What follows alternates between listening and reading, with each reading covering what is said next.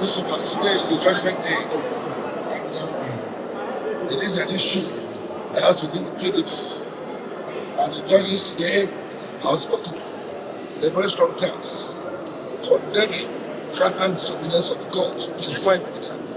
And what it means is that the convention, the so-called convention of 15th and 16th of November 2025, is hereby nullified, has no meaning, has been scrapped in the history of PDP. So sir, what are you going to be going forward? What is the way forward for the party now? The next line of action for the party, sir? The party has moved on for a long time. You can see we are really preparing for the primaries. People are purchasing their forms. By the end of the year, we should approve all the primaries. And we are going to participate. So we are now asking those who are doubting themselves that PDP is back and alive, very strong and healthy.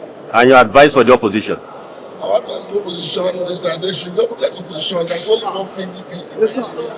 There's not like factional chairman, factional this. There's only one chairman under the leadership of Honorable Abraham Mohammed.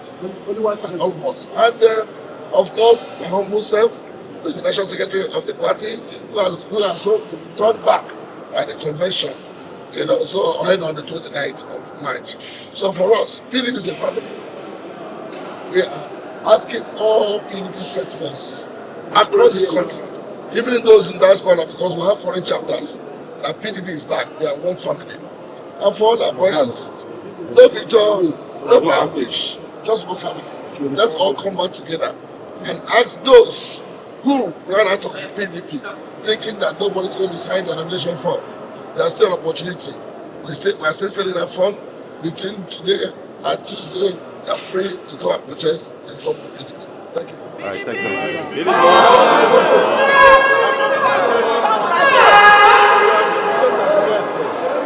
Those of us who went to court. Mafia! Yakubu na